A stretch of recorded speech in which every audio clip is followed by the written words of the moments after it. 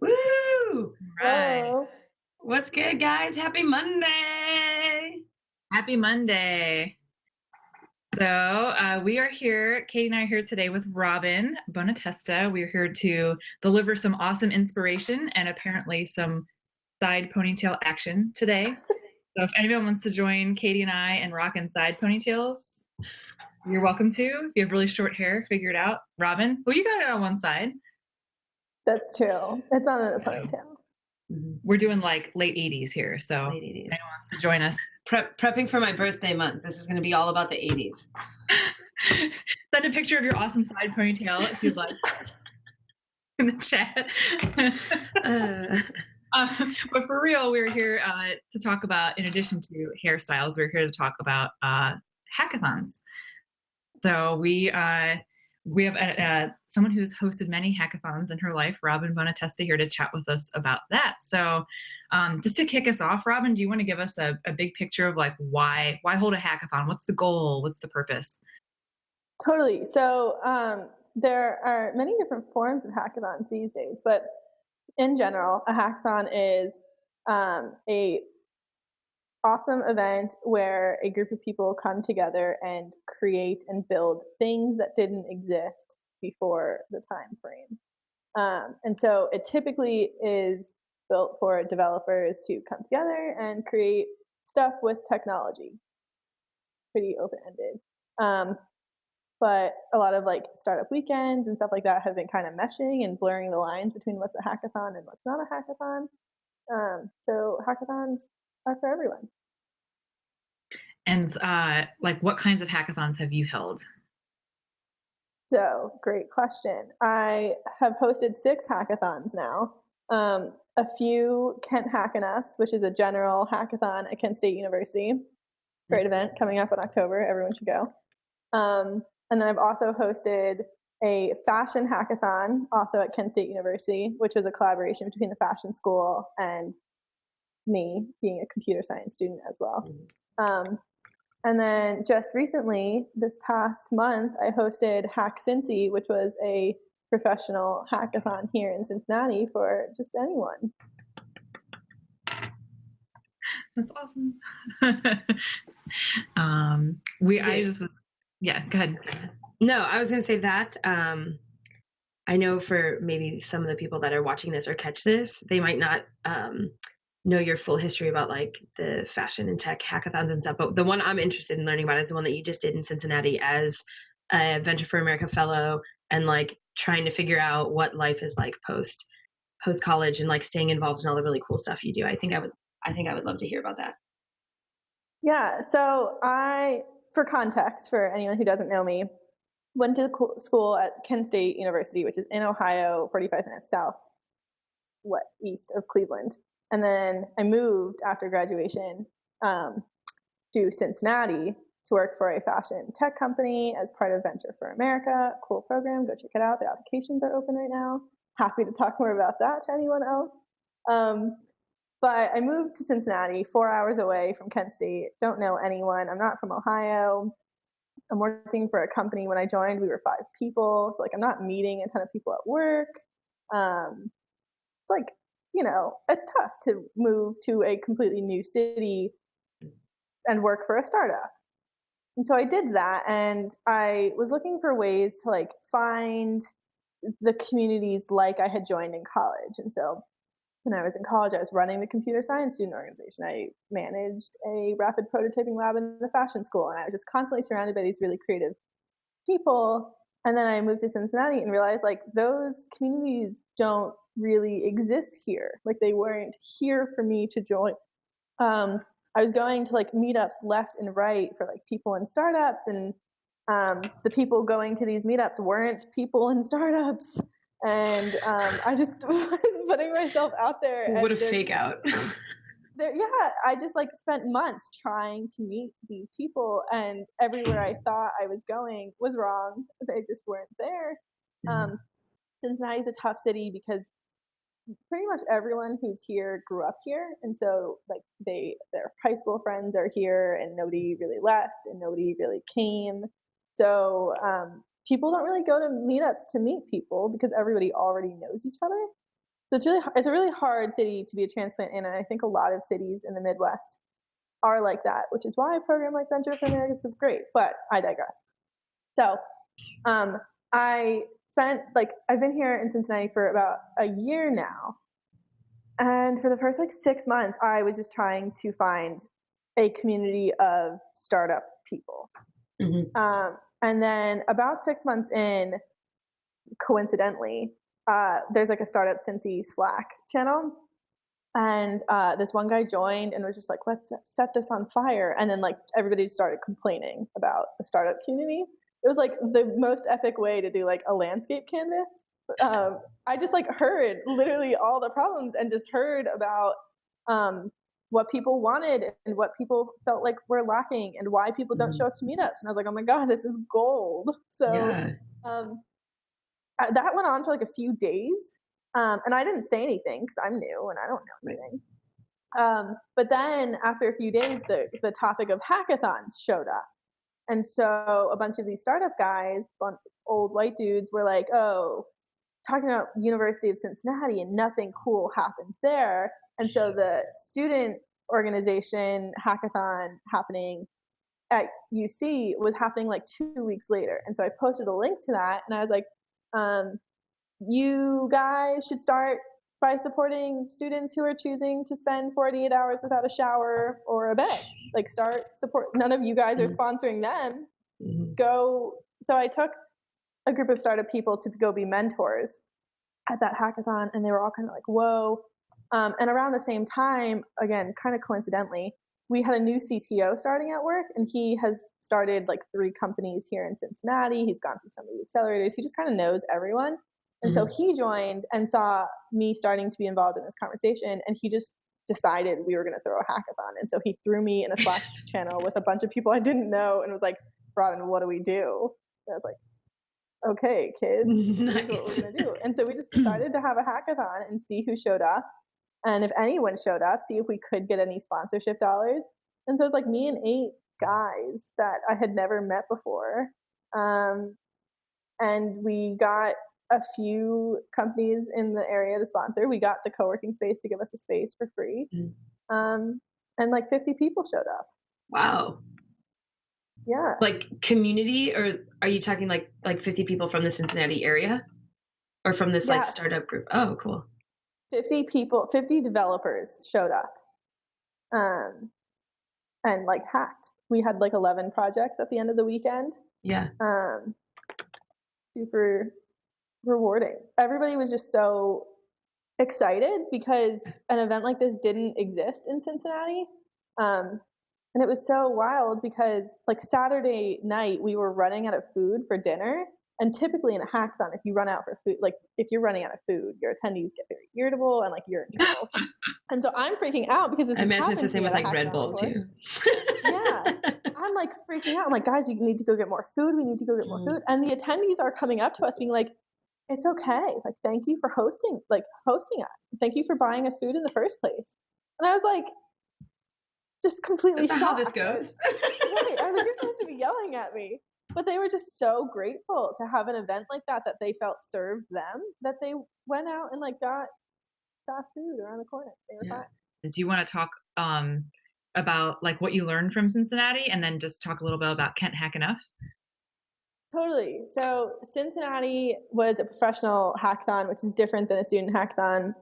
We charged people to come in, and basically what we learned from the general hackathon is that professional hackers will pay. We've had people pay $35 a head to come in, and they felt that was totally fine, mostly because their companies were paying for them to come, and companies would send people in as groups.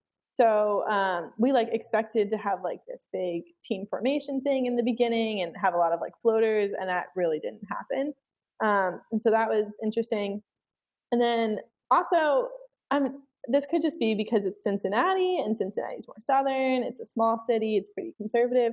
But I actually had a lot of issues. I was the only female organizer, and that's not the first time that's been that for a hackathon I've run. But this is the first hackathon I've run where I like genuinely wanted to leave the first hour because I had other organizers, not really other, but a judge who paid us lots of dollars kept making jokes about how if I was like my boss's intern and if I was just there because I was the intern. And like weird things where like I would hold the door open for somebody and then they would introduce themselves to everybody in an organizer shirt besides me. And then we also had like a judge who like made really racist comments. And like that just was really disheartening.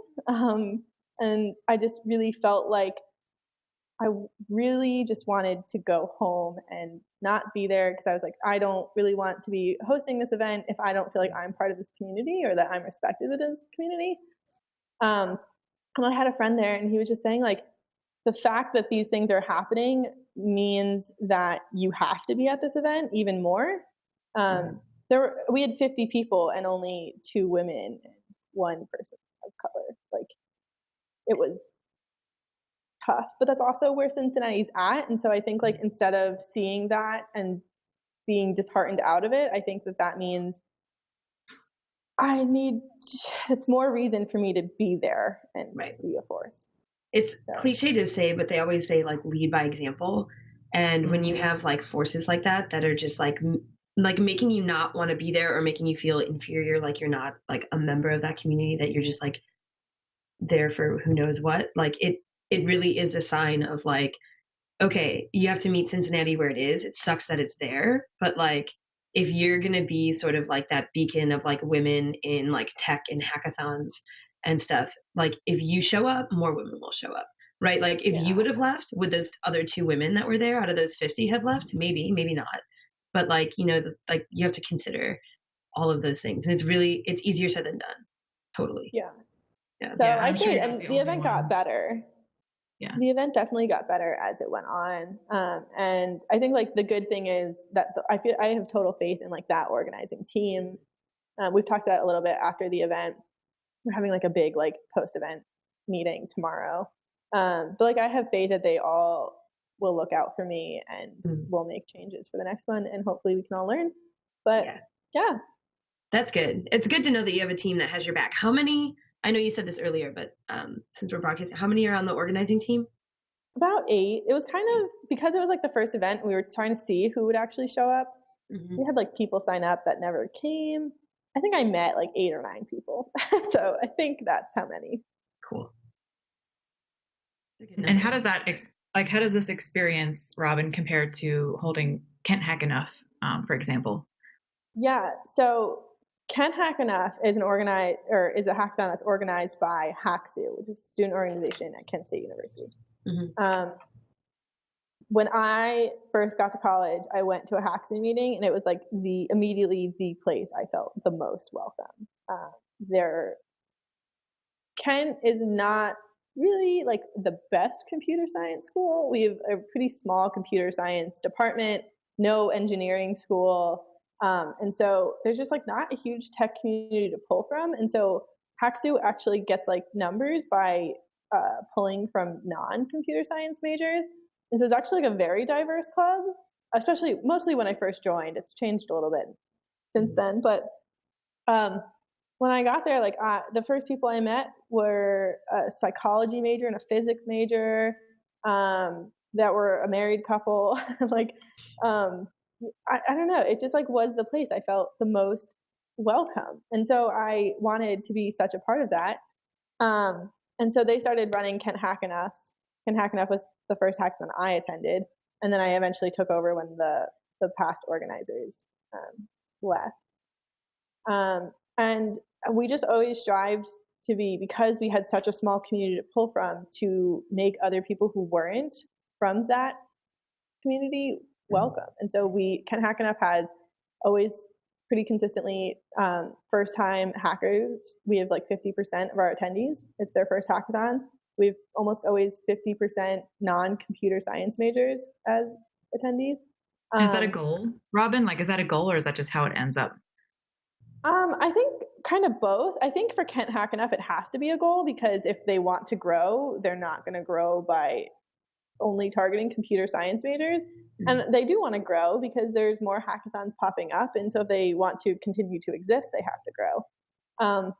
But I think like, I don't think it was a goal from like, this is what's good for the event. At first, it was like, this is how we grow it. And then it happened and we were like, this is what makes us unique and this is what's cool, you know? Yeah. And that's just like so cool about it. Yeah. What do you think? So like you're talking about how you went to this place and you're like, I fell in love with it because of the people and you kept wanting to give back more to it. And I think that's true about a lot of groups. Like the reason people get involved in things and stick with them is because of other people, right? If you like going somewhere, you're going to keep going. So how do you think you can like apply that feeling that you had at like with this group at Kent State to like this new one that you're trying to build in Cincinnati? Yeah, I think the way to apply that is just to be that. And so, like for Kent Hackathon, for example, there will be like Facebook posts and like bigger hackathon groups where people will ask like, what's your favorite hackathon? And every time that pops up, a guy from Penn State and a guy from Pittsburgh, and like a few of these people who came to Kent Hackathon will always post Kent Hackathon because Robin Bonatesta was so friendly. And like these are people who have like come to the hackathon like years in a row, and I'm not even there anymore, but they'll still always be like Kent Hackathon because Robin Bonatesta was so friendly. And like my goal at the hackathon was to try to always talk to every person once and like learn about where they were from and what they were working on and like I don't know, just learn their name. And so I didn't do that as much with this Hack Cincy as I should have because I was annoyed. But I think if that is the community you want to join, like just start being that. Cool.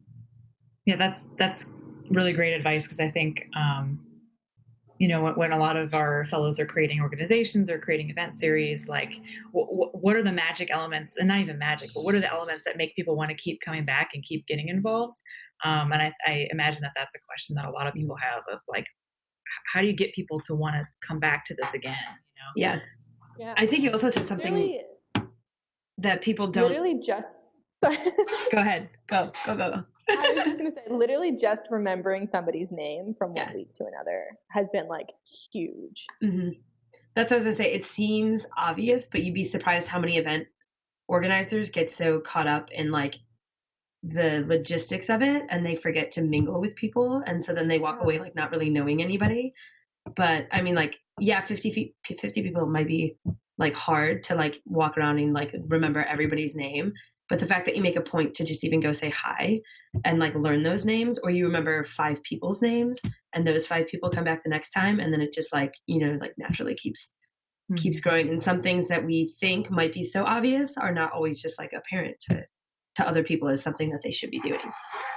Yeah, I think also something to keep in mind when you are organizing either like a student organization or an event is that when you become the organizer or the leader or whatever, there's like kind of a stigma of like, especially for a freshman who's just joining, like you're in charge, and it's like a lot more intimidating to go have them introduce, like the freshmen introduce themselves to the leader. And so like when you have that like organizer hat, it's kind of on you more to reach out and be the friendly one. Right. True. I know, Laura, I think you had a couple other questions.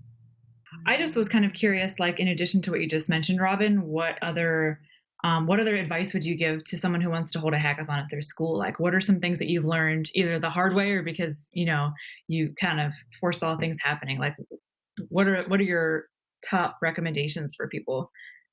Yeah. So, some like big picture advice I'd give around hackathons are definitely around like lexicon. So a hackathon traditionally is a like developer event. Not saying that more people can't come, but it is typically around building technology. Whereas like a startup weekend, you present with PowerPoints at the end. And both are great events. And there are obviously things in between and overlap. Both are great events, but they are not the same thing. And so what's been happening a lot more is people are hosting like startup weekend type events where the end result is a PowerPoint or an idea, but nothing like concretely built, and calling them hackathons. And that's just not what they are. They're great events and they serve a purpose and they do a lot of good. And I am in full support. I just don't think you should be calling them hackathons, because what ends up happening is developers come and build a thing and then they're not judged based on that thing. And so you're actually underserving a group that like you actually really, really want at your event. And so a ton of people are hosting these events like startup weekends, calling them hackathons, and then ignoring like developers and then wondering why they can't get developers to come. And so you just like really have to think about your judging criteria and your how you're awarding prizes and how you're structuring like that end of the event, because if it is in favor of one group, then the other group isn't going to come. As somebody that, like, because you're a coder too, so as somebody that understands like language coming from both perspectives of being a coder and a non-coder, just because you were like a double major and stuff, what language do you see resonate like with the people that you want to attend? Because like I've also heard the term like makeathon, and like how do those differentiate from each other, or how does calling it a makeathon versus a hackathon change who shows up? Yeah, so I think like the word hack at its core is a very like technical term. And when like developers or designers, people traditionally in tech think hackathon, they expect to be judged on an end product and not really like the feasibility or the business plan of a thing, but just like on a thing that they built. And so it's more of like a creativity, what can you make in 24 hours type of thing. Okay. A makeathon, I think, is like way more broad. And so if I hear that something's a makeathon, I don't know what to expect, which means it could go either way, which is good. I don't feel like it's really setting an expectation. Whereas like if I hear like something like a startup weekend, I know it's more of the business plan thing, and that's great too. Right. I'll just know what to expect. And so I think that being able to set expectations is really good. Is key, and probably more so up front, right? Like setting those expectations up front before people get there. Yeah, I think that's the thing we learned really fast with the fashion hackathon that I was running. That event is really unique because it's half fashion students and half computer science students, and we called it a hackathon. And the first year we were judging it like a normal hackathon, and so we were judging based on like technical merit, but that's like not really defined for between a fashion school student and a computer science student. And so we had a lot of people leave the event angry because they felt like the things that were judged, fashion students were like, yeah, they built a thing, but it was ugly. And, or like their sewing was terrible, because to a fashion student, that's technical merit. Right. And we had computer science students leaving being like, oh my God, they made a shirt, but like they didn't even have any tech in it. And so everybody was unhappy, and that doesn't make any sense. And so we still call that an event a hackathon, but we've now like restructured the way that prizes work. So we judge based on specifically, we judge based on the best wearable thing, whether it has tech or not. We judge on the best retail idea, whether it has tech or not. And then we judge on hardware and software. And those are 4 separate grand prizes. Cool. So everyone who comes has a place for them to compete and win. Yeah. And so do you still see, even though you had to sort of like reiterate what that looked like, do you still see the same amount of fashion students and like computer science students show up? More. Yeah. And I'm just going to say bye really quickly. I'll let you finish that conversation, but thanks, Robin. Bye. Yeah, we see more diversity in general. Cool. Yeah, because I could see that being a point of, I mean, like I've been on the end of the event where you're like, oh my God, these people are mad, or like they're upset, and like, how do you fix that? How do we get them to come back next time? And looking at it as an opportunity to say, how do we get them back and also engage other students, and like like creating these 4 grand prizes was like one of those. But I could see that as like a big stumbling point for other people who might just go, oh, crap, well, this didn't work. And then they just don't do it again. So like, what would your advice be to those people to think about, like, just don't not just do it again, but like think about a way that you can still reach what you wanted to do and like have a cool event. Yeah, I think the way to think about it is after an event, you should obviously be getting feedback from attendees, and I think just like taking what attendees say and making sure you're um, digesting that feedback to the actual root of the problem. So like what we were hearing was um, ugly things won, and so like we could Cracks have me just up. like Ugly. made Yeah, but that was ugly. right, like we could have just like read that and been like, oh, we need to judge more on fashion in a like at the same time, and then our judging criteria would have just been more complex. But if you just understand like everybody wants to feel like their place is um like the problem was that everybody didn't feel like what they were doing was represented in how we were judging, and so they didn't feel like what they had done was valuable. And so if you just like really boil down to what people are actually feeling instead of what they're saying, there are solutions there. Nice. It's usually just making people feel valued. It's true, because everybody, like, I think that's like an inherent like human need, is just to like know that you're like putting value out into the world and people are like appreciating that. So I don't want to keep you this whole afternoon, but I'm also like, what's next? What's next for Robin and Hack Cincy and anything else? Yeah, that's a great question. I'm still sort of trying to figure that out. Basically, things that are on my game plan are another round of Hack Cincy, probably in a year, but we're going to do a lot of learning, and there's a lot of discussion around like what do we do with, we have this organizing team of 8 people. What do we want to do in the next year? People are already requesting that we put that event on quarterly. That's just not going to happen. We don't have the time to organize that, and it wouldn't be a good event if we did.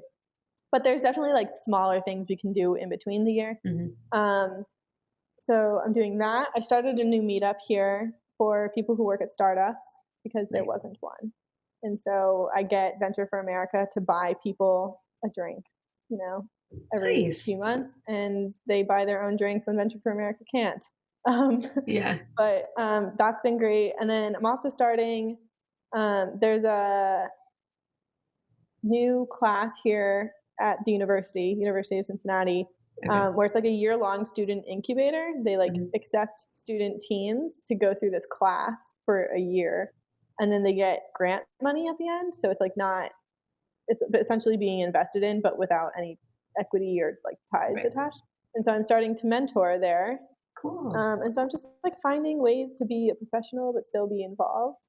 It's hard sometimes, especially in these Midwestern cities. Yeah. It's like it's a weird place to be when you're like, oh, I just graduated and I want to keep doing all of this stuff. And then you're like trying to make this young professional life a thing. And it sounds like you're going to be doing a lot of fun stuff, though. I think it's cool that you got involved with the University of Cincinnati, not being from that university, but just like reaching out to local universities to see how you can get involved.